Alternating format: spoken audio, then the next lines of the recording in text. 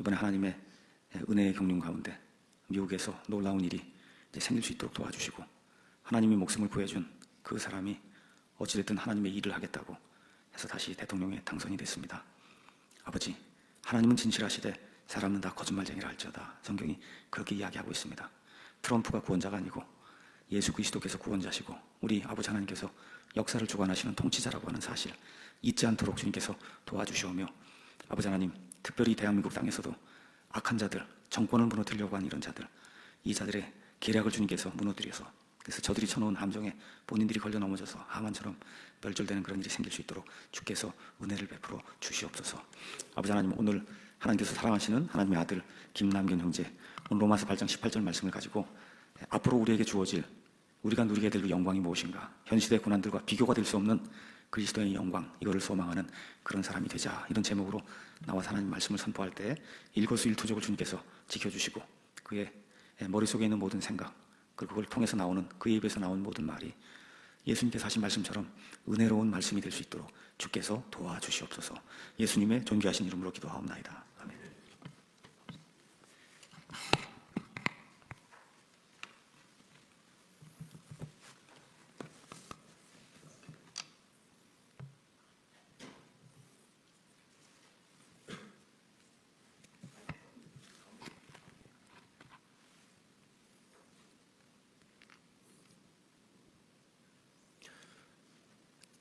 제가 설교를 준비하면서 이 주제에 대해서 많은 고민을 했습니다. 근데 결국 제가 가장 잘 할 수 있는 그런 주제를 정하기로 했습니다. 그것이 다음 세대 문제예요. 제가 저도 5, 7살 두 자녀를 두고 있는 아빠고요. 그리고 또 저는 미디어 콘텐츠를 제작하는 일을 하고 있습니다. 그리고 청소년과 청년들을 또 지도하고 있는 교사예요. 그런 일들을 하는 가운데 저의 삶에 가장 크게 와닿는 어려움과 고민이 있습니다. 그것이 바로 이 다음 세대의 문제예요. 우리 아이들의 문제죠. 우리 아이들을 보면은 정말 보이는 것에 너무 쉽게 빠지는 것을 제가 많이 발견을 합니다. 이 아이들이 영상, 게임이라든지 그리고 웹툰, SNS 등 미디어를 통해서 너무나 해로운 뉴에이지 문화, 동성애, 그리고 사탄, 적그리스도, 흑마술, 이런 더러운 것들, 이런 내용들을 아무 저항도 없이 너무 쉽게 받아들이는 것을 제가 많이 봅니다. 그런 콘텐츠들을 매일매일마다 폭식하는 청소년들을 옆에서 보면서 이 아이들을 어떻게 지도를 해야 될까, 앞날이 너무 걱정이 되더라고요. 이것이 저의 가장 큰 관심사고 제 가장 큰 고민입니다.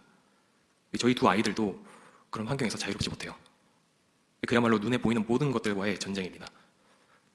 제가 이 문제를 다루는 이유는 제가 이 교육 일을 오래 하면서 대부분의 그 상담 오시는 학부모님들께서 하시는 말씀이 있어요. 공통되는 부분이 있는데, 그것은 바로 그분 이렇게 얘기를 하십니다. 우리 어른들의 문제는 어떻게 할 수 있다, 우리가 어떻게 감당할 수 있는데 도저히 내 자녀 문제는 어떻게 할 수가 없겠다, 전혀 모르겠다, 선생님 도와주세요, 이렇게 말씀을 많이 합니다. 정말 많이 들었어요. 그리고 심지어 이 아이 하나 때문에 가정이 무너지는 사례도 많이 봤습니다. 안타까운 것은 이런 문제들이 믿지 않는 가정에만 일어나는 것이 아니라 하나님을 신실하게 믿고 또 살고자 하는 그런 기독교 가정에서도 많이 일어난다는 거예요.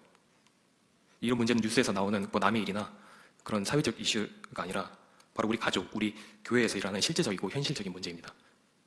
그래서 저는 이 시간에 보이는 것이 지배하는 현 시대에서 보이지 않는 영광을 소망하는 그리스도인이라는 제목을 가지고 이 로마서 8장 18절 말씀을 여러분에게 전하고자 합니다. 먼저 이 18절에서 나오는 이 현 시대의 고난은 성도들이 이 세상에서 경험하는 모든 형태의 고난과 어려움을 의미합니다. 이 고난은 육신의 죄로 인한 고통, 그리고 세상의 죄로 인한 고통, 그리고 우리가 그리스도인으로서 이 세상을 살면서 받는 박해와 핍박, 그리고 하나님의 자녀로서 인내 연단을 포함하고 있습니다. 이 죄 문제가 이 죄 문제를 제가 이제 집중적으로 다룰 건데요. 이 죄 때문에 이 온 창조 세계, 그리고 우리가 속한 사회, 그리고 우리의 몸까지 이 죄의 저주 아래서 계속 고통을 받고 있습니다. 이 성경대로라면 이 세상은 앞으로 계속해서 죄가 만연해지고 환난기에 가까이 갈수록 이 죄가 절정으로 치닫을 거라고 말하고 있습니다. 그리고 그러면서 우리의 고난은 더욱더 가중되고 있는 것이죠. 그리고 우리는 영혼의 구원을 이미 받았지만 우리는 아직 죄의 본성이 남아있는 이 육체 안의 삶으로서 오늘도 죄와 치열하게 싸우고 있습니다. 이 싸움을 틈타서 마귀는 이브와 예수님을 유혹한 것처럼 우리에게도 육신의 정욕, 안목의 정욕, 인생의 자랑으로 끊임없이 유혹하고 공격하고 있습니다. 그 중에서 특별히 이 마귀는 우리가 보이는 것에 약하다는 것을 잘 알고 있습니다. 그래서 이제 이 안목의 정욕으로 우리들을 많이 시험을 하고 있는데요. 이 기술의 발전을 틈타서 마귀는 매일같이 우리가 원하지 않아도 볼 수밖에 없는 그런 이미지들이라든지 영상, 그리고 음악, 소리 등과 같은 그런 수많은 미디어로 우리 성도들과 그리고 우리의 자녀들을 공격하고 있습니다. 저는 보이는 것들을 만드는 일을 하고 있어요. 전문가입니다. 그래서 제가 어떻게 만들어야 사람들이 쉽게 매력을 느끼는지, 그리고 어떤 색을 써야 사람들의 감정을 움직일 수가 있는지, 그리고 어떤 형태와 어떤 디자인을 어떻게 만들어야지 이 사람들에게 이 최면 효과를 줘서 이 제품을 구매하게 만드는지, 이런 것들을 제가 잘 알고 있습니다. 여러분들 혹시 경험이 있으실 거예요. 그 광고를 우리가 자주 보지 않습니까? 그 광고를 보다 보면은 한 번 보면 계속 기억에 남는 광고가 있죠. 그래서 우리도 모르게 그 제품을 구매하게 되는 그런 경험이 있을 거예요. 그것이 바로 보이는 것의 효과입니다. 이 마귀는 이런 것들을 통해서 우리의 생각과 마음을 지배하려고 합니다. 여러분들은 아실 거예요. 우리 자녀들이 우리 어른들보다 보이는 것에 더 취약하다는 것을. 아이들은 인내심보다는 즉각적인 만족을 따르고 또 정신적인 가치보다는 육체적인 그런 즐거움을 더 따른다는 것을 아실 겁니다. 이것은 단순히 아이들이 SNS나 영상 그리고 게임을 많이 접해서 공부를 안 해서 그런 문제가 아닙니다. 문제는 이 죄의 지배 아래에 있는 세상의 문화가 이 성경과 정반대의 것을 추구하는데 양쪽의 싸움에서 월등히 앞서고 있기 때문에 그렇습니다.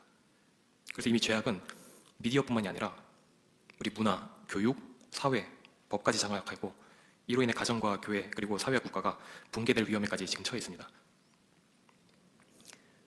우리 그리스도인이 따르는 말씀과 믿지 않는 사람들이 따르는 세상은 극명하게 반대가 됩니다. 말씀은 믿음을 요구하고요. 세상은 직접적인 경험과 체험을 추구하라고 합니다. 말씀은 죽음 이후에 심판이 있음을 강조하고 세상은 환생이나 무로 돌아감을 강조하고 있습니다. 말씀은 절대 진리와 옳은 것을 추구하라고 하고 세상은 절대적인 선은 없고 누구도 너를 판단할 수 없으니 소신껏 살라고 합니다. 말씀은 인내를 요구하고요. 세상은 참지 말라고 합니다. 말씀은 서로를 강조하고 세상은 나만을 강조합니다. 그리고 말씀은 보이지 않는 것을 소망하라고 하고 세상은 보이는 것을 소망하라고 합니다. 결국 마귀가 세상을 통해서 사람들을 유도하는 것은 사람들의 소망을 빼앗아가는 거예요. 이 세상이 말하는 이 모든 것들을 추구하면 어떻게 되는지 아십니까? 사람이 소망이 끊어지고 결국은 허무주의에 빠집니다. 이 많은 것들을 추구했는데 어느 만족이 없는 거예요. 계속 갈급하고. 왜냐하면 그 안에 예수 그리스도가 없기 때문입니다. 예수님만이 길이고 진리고 생명이신데 그 예수님이 없기 때문에 추구하면 추구할수록 결국 허무해지는 것이죠. 많은 이 사람들, 특히 이 청년들이 이런 허무주의에 빠져 있는데 결혼도 포기하게 되고요. 그리고 자녀를 낳는 것도 포기하죠. 취업을 포기하고 연애를 포기하고 저축 포기하고 자기 개발하는 것을 포기하고 최근에 뉴스를 보니까 운전면허 따는 것도 포기한다고 하더라고요. 거의 다 포기해가고 있습니다. 이런 움직임이 점점 더 확산되고 있어요. 그 결과 자살률이 증가하고요. 그리고 출산율이 극심히 저하되고 그리고 극단적인 그리고 충동적인 그런 행동이 늘어나고 있습니다. 여러분 뉴스를 통해서 많이 보셨죠? 폭력사건, 살인사건, 충동적으로 일어나는 그런 사고들이 요즘 많이 보도되고 있는 것 같습니다. 자, 그렇게 마귀는 사람들의 소망을 빼앗아가고 사람들을 결국 죄를 짓게 만들고 죽음에 이르게 합니다. 그런데 마귀가 그러면 우리 성도들을 공격하기 위해서 성도의 어떤 소망을 빼앗아가려고 할까요? 마귀는 성도가 무엇에 강하고 무엇에 취약한지 잘 알고 있습니다. 그래서 마귀는 우리의 그 약점을 알고 그것을 집중 공략합니다. 여러분이 한번 마귀의 입장에 한번 되어보세요. 성도들을 무너뜨리기 위해서 어떻게 할까요? 제가 그림을 하나 만들어 봤습니다. 여러분의 이해를 돕기 위해서 이 그림을 준비했는데 한번 보실까요? 예, 그림을 보시면은 저기 갑옷을 입고 전신갑주를 입은 저 사람이 아빠예요. 아버지고 자기 아들을 지금 지키고 있는 겁니다. 야만인들로부터. 저 야만인들이 세상의 죄 그리고 마귀라고 생각하면 됩니다. 온갖 유혹과 육신적인 일들. 자, 이런 상황에서 저 전신갑주를 입은 사람을 공격하는 것이 유리할까요? 아니면 저 아이를 공격하는 것이 유리할까요? 저 갑옷을 입은 사람을 쓰러뜨리기 위해서 어떤 전략이 더 유용할까요? 마귀는 보다 더 효율적인 방법을 씁니다. 보이는 것들 중에 이 성도에게 가장 소중한 것이 무엇일까 생각하는 거죠. 마귀가 우리의 소망을 빼앗을 수 있습니까? 우리의 믿음을 빼앗을 수 있습니까? 하나님의 사랑으로부터 우리를 끊어놓을 수 있습니까? 불가능하죠. 하지만 성도에게 있어서 가장 중요한 것, 보이는 것들 중에 가장 소중한 것을 빼앗을 수 있다고 생각하는 것 같습니다. 그것이 대부분의 경우 저와 여러분의 자녀예요. 자녀를 공략합니다. 마귀는 그 자녀가 무너지면 가정 전체가 무너질 것을 알기 때문에 전방위적으로 저와 여러분의 자녀를 공격하고 있습니다. 자, 그럼 무엇으로 공격할까요? 바로 그 보이는 것이에요.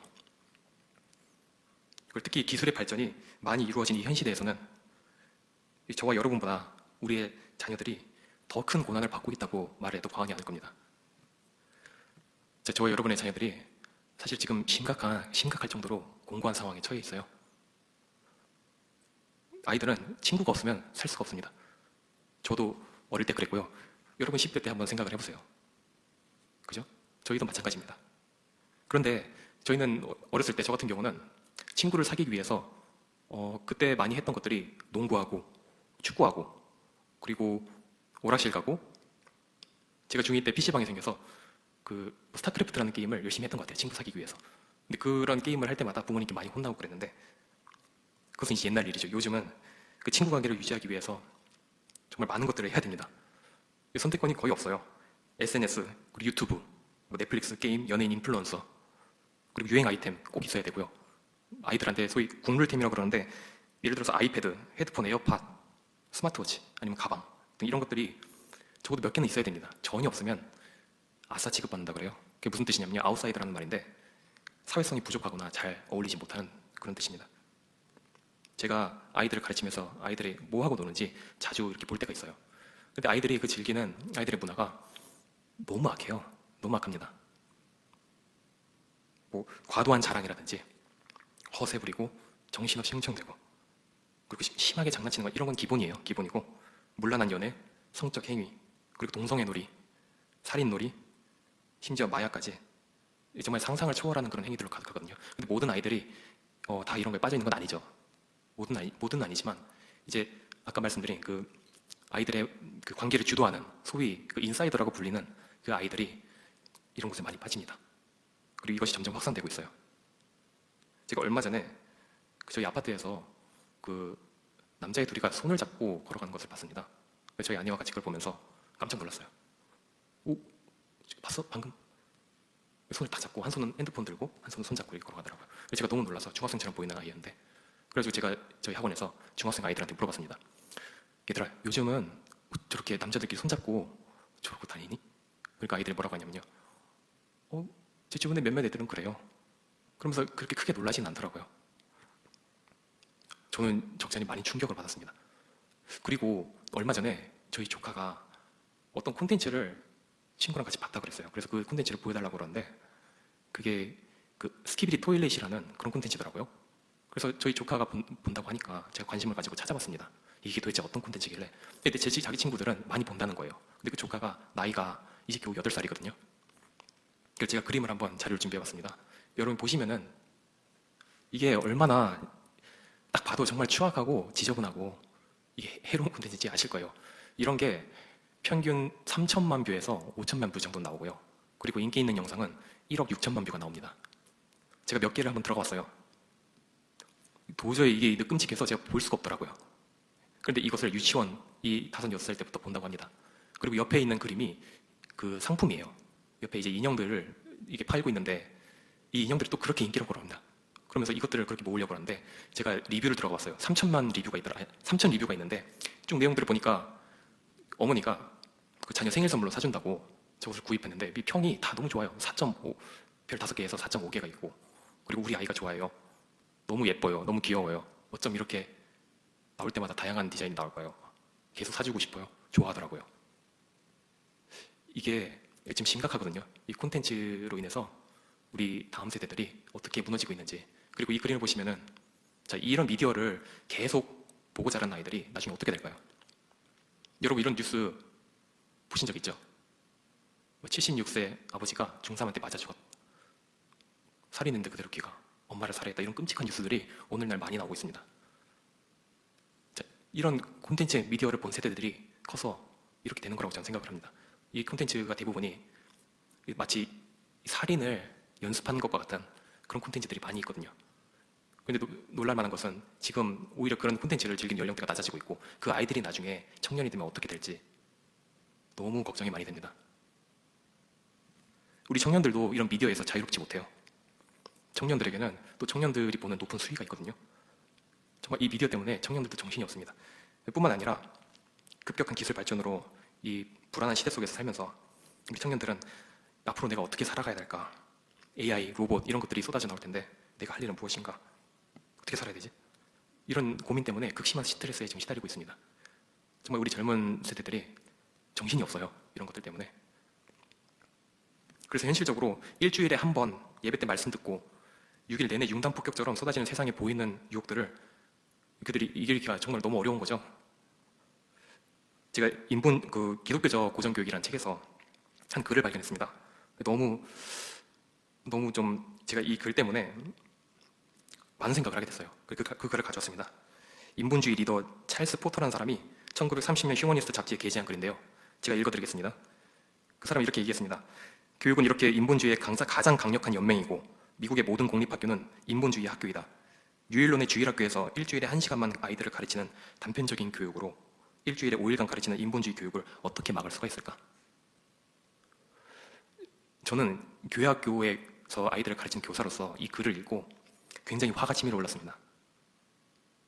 제가 그렇게 화가 난 이유는 이 1930년 글이죠. 지금은 2024년입니다. 오늘날 우리나라의 상황이, 우리 교회에 있는 아이들의 상황이 이때의 상황과 크게 다르지 않다는 것을 제가 발견했기 때문입니다. 그래서 양적인 싸움에서 이미 우리는 불리한 싸움을 하고 있어요. 하루 내 6일. 눈을 뜬 다음부터 잘 때까지 눈에 보이는 것들을 통해서 마귀는 끊임없이 우리를, 그리고 저와 여러분의 자녀를 지배하려고 합니다. 예수님께서 말씀을 하셨어요. 마가복음 4장 18절에서 19절에 가시나무들 사이에 뿌려진 것들은 이들이니 그들은 말씀을 듣되 이 세상의 염려와 재물의 속임수와 다른 것들에 대한 정욕이 들어와 말씀을 숨막히게 하여 열매 맺지 못하게 되는 자들이니라. 이 킹제임스 영어 성경을 보니까 이 숨막히다는 표현을 척 더 워드라고 표현을 하였습니다. 척 하면 여러분 그 구글에 검색하시면 제일 먼저 나온 사진이 있어요. 이렇게 목을 조르는 그런 사진이거든요. 자, 이렇게 말씀을 숨을 쉬지 못하게 숨막히게 조르는 겁니다. 세상의 염려, 재물의 속임수, 다른 것들에 대한 정욕이. 자, 말씀을 들어도 자기 스스로가 그런 것들에 빠져서 그 말씀이 자기 안에서 효력을 발휘하지 못하게 하면 믿음의 열매가 자라지 못한다는 거죠. 제가 10대 때 그랬습니다. 저는 모태신앙으로서 어렸을 때부터 계속 교회를 다녔어요. 말씀을 듣고. 그런데 제가 거의 20년 가까이 구원받지 못한 상태에 있었습니다. 열매를 맺지 못했어요, 말씀이. 세상의 염려, 다른 것들에 대한 정욕, 이런 것들이 저를 완전히 지배해서 말씀을 듣고 알기는 하는데 제가 죄인이라는 생각을 해본 적이 없거든요, 10대 때. 나중에 20대 초반 때 예수님을 만나고 나서 제가 그제서야 알게 되었습니다. 제가 죄인이었다는 것을. 그래서 구원받은 이후에 제 삶이 180도 달라졌어요. 너무 기뻤죠. 이런 거였구나. 제가 처음 알았습니다. 그런데 곧바로 시작되는 것이 이제 저와 친구들 간에 그 분열이 일어나고 그리고 고난이 시작되더라고요. 구원받은 거에서 끝나는 것이 아니었습니다. 믿음으로 구원받은 이후에 죄와 싸우는 고난이 시작된 건데요. 이 세상은 갖가지 수단을 동원해서 우리 성도들의 믿음을 흔들고 그리고 우리의 가정을 위협하고 교회를 통해 하나님의 뜻이 이루어지는 것을 방해합니다. 이렇게. 그래서 과거에는 옥에 가두거나 매질을 하거나 채찍질하거나 죽이는 일로 성도들을 박해했다면 이 현 시대에는 보이는 것들을 통해서 성도들을 무기력하게 하는 그런 전략을 쓰고 있습니다. 마치 과거의 성도의 고통이 육체적인 고통을 가하는 그런 칼에 비유를 한다면 이 현 시대는 색도 없고 냄새도 없는 그런 치명적인 생화학 무기라고 보시면 될 것 같아요. 겉으로 보기에는 위협적이지 않아 보일 수도 있습니다. 그런데 결국에는 개인과 가정 그리고 교회와 국가를 붕괴시키는 거죠. 이것이 저와 여러분이 살고 있는 이 현 시대의 고난의 특징입니다. 자, 하지만 성경은 우리가 겪는 이 고난의 무게와는 전혀 비교할 수 없을 정도로 크고 무거운 영광이 우리를 위해 예비되어 있다고 말하고 있습니다. 로마서 8장 24절을 보면 우리 자신도 속으로 신음하며 양자 삼으심 즉 우리 몸의 구속을 기다림은 우리가 소망으로 구원을 받았기 때문이라. 그러나 보이는 소망은 소망이 아니니 어찌하여 사람이 자기가 보는 것을 여전히 바라겠느냐. 그러나 우리가 보지 못한 것을 우리가 바란다면 인내로 그것을 기다리느니라 라고 말씀합니다. 우리의 소망은 우리 몸의 구속을 받아 우리가 사랑하는 우리 주 예수 그리스도의 형상과 같은 영화로운 모습이 되고 그리고 우리가 영전한 생명을 얻는 것입니다. 그리고 죄로부터 완전히 벗어나서 거룩하신 하나님 본성에 참여하고 하나님과 완전한 교제를 누리는 것입니다. 그리고 예수님과 함께 왕으로서 온 우주 만물을 통치하게 되는 것. 이것이 우리의 소망입니다. 우리는 그 소망을 붙들고 하루하루 기쁨으로 살아가면서 인내하고 고난을 이겨낼 수가 있는 거죠. 그리고 게다가 요즘 상황을 보세요. 이스라엘 상황을 보십시오. 여러 가지 징조들을 봤을 때 우리는 환난 중 휴거를 받을 가능성이 높은 그런 마지막 때를 살고 있습니다. 우리에게는 너무나 기쁜 복된 소망이 있어요. 이것이 보이진 않지만 우리 그리스도인에게는 무엇보다 확실하고 영광스러운 소망입니다. 여러분 믿으십니까? 자, 그렇다면 보이는 것이 지배하는 이 현 시대에서 보이지 않는 소망을 붙들려면 우리가 어떻게 해야 될까요? 중요한 것은 믿음입니다. 믿음은 보이지 않는 소망을 구체적으로 실체화시키는 역할을 하기 때문입니다. 바울은 히브리서 11장 1절 말씀에 이렇게 말을 하였습니다. 믿음은 바라는 것들의 실체요 보이지 않는 것들의 증거니. 믿음이 없다면 소망은 막연한 바람일 뿐이지만 믿음이 강해질수록 그 소망도 실체를 더 확실히 가지게 됩니다. 즉 믿음을 통해 소망이 확고해지는 겁니다.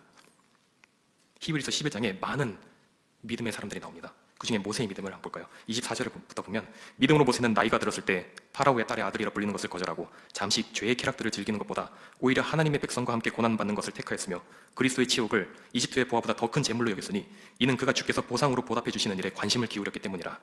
모세는 보이지 않는 그리스도를 실제로 보이는 것처럼 믿고 앞으로 받게 될 보상에 대한 소망으로 고난들을 견뎌냈습니다. 모세뿐만이 아니라 히브리서 11장에 나오는 수많은 구약의 믿음의 사람들과 또 우리 이전에 신약시대의 성도들도 동일한 믿음으로 그 고난들을 견뎌냈습니다. 그리고 바로 그 믿음의 창시자이자 완성자가 바로 우리 주 예수 그리스도이십니다.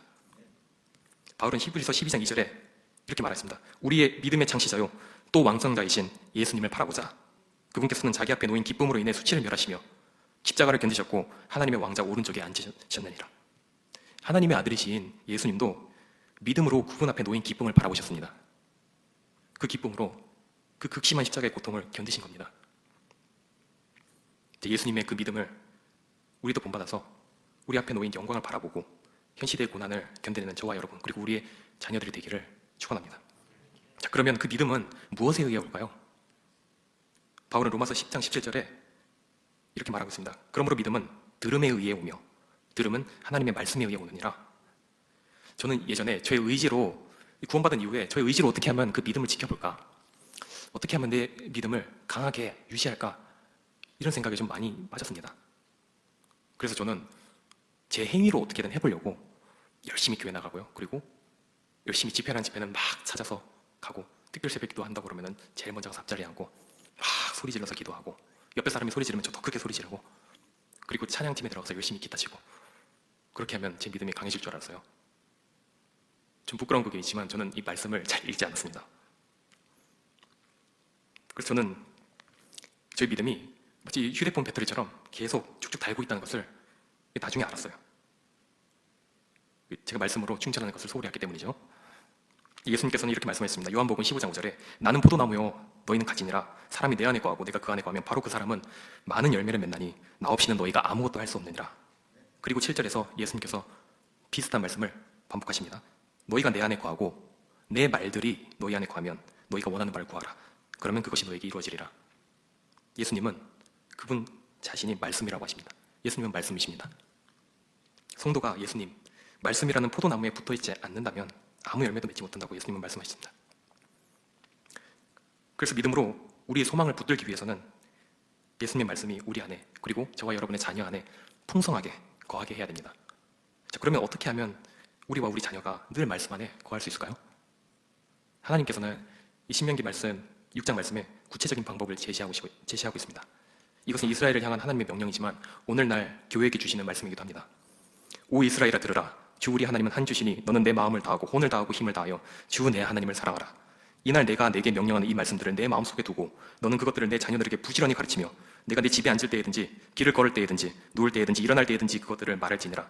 또 너는 그것들을 내 손에 메어 표적으로 삼고 내 눈 사이에도 이마에 표로 삼으며 또 그것들을 내 집의 기둥들과 내 문들에 기록할지니라. 이렇게 말씀을 하셨습니다. 자, 우선 여기서 손에 메어 표적으로 삼고 눈 사이에도 이마에 표로 삼으라는 말씀은 문자 그대로 그렇게 적용하라는 말씀이 아니고요.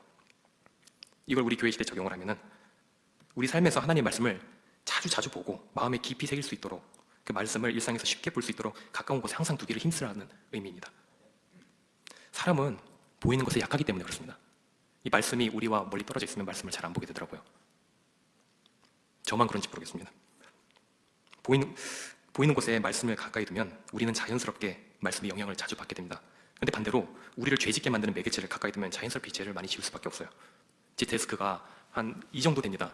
한 2m 정도 되는 데스크를 쓰는데 제가 콘텐츠를 만드는 일을 하기 때문에 모니터를 한 3개 정도 씁니다. 제 앞에 모니터가 3개가 있어요. 그리고 많은 자료를 참고합니다. 콘텐츠를 만들려다 보면 그렇게 할 수밖에 없어요. 그런데 그 자료들을 참고하다 보면 정말 이렇게 참아 볼 수 없는 자료들이 있거든요. 많이 나옵니다. 굉장히 육신적이고 굉장히 음란하고 자극적인 자료들이 많이 뜹니다. 썸네일들이요. 그래서 그런 것들을 계속 무분별하게 자료를 찾으면서 보다 보면은 제가 점점 이렇게 무뎌지는 것을 제가 발견하곤 합니다. 그래서 야, 이거 정신 차려야겠다. 이거 안 되겠다. 저 자신을 살리기 위해서 야, 이거 어떻게 해야 될까? 그래서 생각한 방법이 이 독서대를 모니터 앞에다 두고 말씀을 이렇게 빗질을 해놨습니다. 이렇게라도 하지 않으면 제가 못 살 것 같더라고요. 너무 제 혼이 괴로워서. 그렇다고 일을 안 할 수도 없고 이렇게라도 가까이 하지 않으면, 그러다 점점 이제 말씀을 가까이 두다 보니까 저도 모르게 말씀을 보게 되고, 출근하자마자 말씀을 보게 되고, 그리고 말씀을 보다 보니까 다른 말씀도 보게 되고, 그리고 또 말씀이 제 앞에 가까이 있다 보니까 마치 말씀이 CCTV처럼 저를 보고 있는 것 같은 느낌이 듭니다. 이 책에 능력이 있다고 말씀드리는 것이 아니에요. 절대로. 하나님의 말씀이 자꾸 머릿속에 기억이 된다는 말씀입니다. 그래서 신명기 6장 말씀 통해서 하나님께서 저에게 그렇게 말씀을 하고 있습니다. 가까이 두라. 어떻게든 가까이 두라. 할 수 있는 대로 말씀을 가까이 두라. 보이는 곳에 두라. 자녀들이 볼 수 있게 해라. 이 말씀이 아니면 너희는 안 된다. 너희 힘으로 안 된다. 보이는 것들을 이길 수 없다. 말씀이 보이게 하라. 제가 이 말씀을 준비하다 보니까 오늘 일찍 와서 이 말씀을 계속 보고 있는데, 이 화장실에 가니까 화장실에 말씀이 붙어 있더라고요. 그것도 얼마나 감사한지 열심히 말씀을 읽었습니다. 그렇게 곳곳에 말씀을 가까이 두라는 것이죠. 또한 말씀은 하나님의 명령들을 우리 마음속에 두는 것에서 그치지 말고 그것들을 자녀들에게 부지런히 가르치라고 말씀을 하십니다. 1차적으로 자녀가 하나님의 말씀을 가장 많이 접할 수 있는 곳이 지역교회가 아니라 가정이 되어야 한다는 거죠. 가정이 되어야 합니다. 지역교회는 성도들이 함께 예배하고 교제하고 교육하는 공동체로서 중요한 역할을 하지만 자녀들이 매일 보는 것은 바로 부모님과 그리고 가정의 모습이기 때문입니다. 하나님께서는 자녀들에게 부지런히 말씀을 가르치라고 하셨는데, 특히 부모 중에서 아버지가 말씀의 권위로 가정을 다스려야 합니다. 저에게 있어서는 저부터 지켜야 될 엄중한 부담으로 와닿습니다. 자녀가 부모님을 잘 따르고 부모님을 존경할 때, 그건 단순히 부모님께서 자녀와 같이 오랫동안 놀고 친밀하고 그리고 자녀와 같이 시간을 많이 보내기 때문에 그런 것이 아닙니다. 우리 그리스도인의 가정은 부모가 최종 권위인 하나님의 말씀을 자녀들에게 마땅히 가르쳐야 할 걸 가르치고, 그리고 부모님이 그 말씀을 지켜서 살려고 노력하는 모습을 보여줄 때, 그럴 때 자녀는 부모님을 잘 따르고 존경할 수가 있는 겁니다. 이게 제가 들어야 될 말씀입니다. 여러분, 이게 쉽지가 않죠? 너무 어렵습니다. 너무 어려운 문제예요. 저도 이제 저희 자녀가, 큰애가 7살밖에 안 됐습니다. 앞으로 저한테 어떤 어려움이, 자녀를 통해서 어떤 고난이 닥칠지 알 수가 없어요. 그렇지만 확실한 거는 자녀 문제가 가장 어렵다는 것은 제가 많은 사례를 봐서 압니다. 저희 부모님도 많이 힘드셨습니다. 저 때문에 많은 고난을 겪으셨어요. 여러분, 혹시 지금 상황에서 우리의 자녀 때문에, 여러분의 자녀 때문에 많은 고난을 느끼고 계십니까? 여기 서서 이 말씀을 전하고 있는 저를 한번 봐주세요. 제가 이 자리에 있다는 것 자체가 하나님의 은혜고 말씀의 능력이 있다는 증거입니다. 저는 어렸을 때 문제가 정말 많은 아이였어요. 제가 보이는 것을 만드는 재능이 있기 때문에 이 보이는 것에 굉장히 취약합니다. 아마 여기 계신 어떤 분들보다도 제가 보이는 것에 약할 수가 있어요. 그래서 이 보이는 것들로 많은 죄를 지었습니다. 저희 부모님을 너무 힘들게 했어요. 그래서 제가 고등학교로 올라가야 될 때, 저 옛날에는 좀 문제가 있는 아이들이 공부를 많이 안 하고 좀 문제 일으킨 아이들이 상고나 공고를 많이 갔었습니다. 그런데 학교에서 저를 받아주지 않겠다는 거예요. 어떤 학교를 가도 저를 받아주지 않겠다는 겁니다. 제 기억에 저희 부모님께서 저를 데리고 이 상고 저 공고 돌아다니면서 제발 저희 아이 좀 받아주십사 간곡히 부탁드렸던 그런 모습을 제가 기억합니다. 그래도 저희 부모님에게 소망이 있었어요. 그래도 우리는 못하지만 하나님께서 어떻게든 이 아이를 인도하시지 않을까,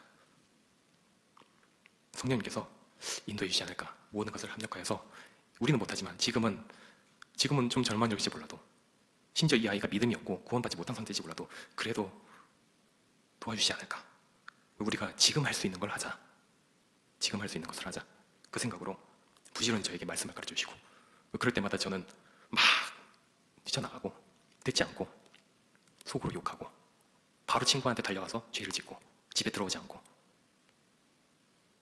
그럴 때마다 기도하시고 다시 또 말씀을 가르쳐 주시고 그리고 그 말씀대로 살려고 부지런히 노력을 하셨습니다. 결국에 하나님의 은혜로 성령님의 합력하여 선을 이루심으로 인도하심으로 제가 여기까지 오게 되었습니다. 그래서 여러분 자녀 문제 때문에 많은 고난을 받고 계신다면 여러분 낙심하지 마세요.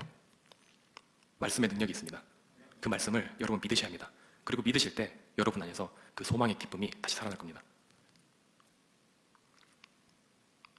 말씀 안에 거하는 가정이 마귀의 전략을 무력화시킬 수 있는 결정적인 역할을 할 수 있다는 것을 여러분 기억하시기 바랍니다. 그런데 반대로 말씀 밖에 있는 가정이 다음 세대를 세우기 위한 교회의 모든 일들을 무력화시킬 수도 있다는 것을 저와 여러분 기억해야 합니다. 다음 세대와 교회의 미래는 저와 여러분 같은 부모에게 달려 있습니다. 자, 말씀을 정리하겠습니다. 예수님께서는 마지막 때가 노아의 날들과 롯의 날들과 같을 거라고 말씀하셨습니다. 그리고 세상의 죄가 앞으로 계속 올라갈 거예요. 환란기에 가까이 갈수록 절정으로 치달을 것입니다. 그리고 그 죄로 인해서 우리 그리스도인들은 고난은 점점 더 가중될 거예요. 그래서 이 현 시대에는 어딜 가나 보이는 죄 육신의 일들이 저와 여러분의 혼을 괴롭게 할 것입니다. 하지만 여러분, 우리는 기억해야 됩니다. 우리에게 소망이 있다는 것을 기억해야 됩니다. 이 현 시대의 고난의 짐을 우리가 머지않아 전부 벗어버리고 예수님과 공동 상속자로서 하나님으로부터 받게 될 그 영원한 영광이 우리 앞에 놓여 있다는 것을 우리는 기억해야 합니다. 그 소망을 붙들어야 돼요. 그리고 그 소망을 가지고 우리 자녀와 함께 붙듦으로 이 현 시대의 고난들을 함께 능히 이겨내고 그리고 다음 세대를 지키고 다음 세대를 강하게 세우는 그런 저와 여러분과 우리의 가정 그리고 우리의 교회가 되기를 예수님 이름으로 축원합니다. 기도하겠습니다. 아버지, 저희 삶에 많은 고난들이 있습니다. 보이는 것들에 소망을 두지 않고 늘 말씀 안에 거함으로 아버지께서 주실 그 영광을 소망하며 고난들을 이겨내는 저희와 저희 가정이 될 수 있도록 도와주옵소서. 예수님 이름으로 기도드립니다. 아멘.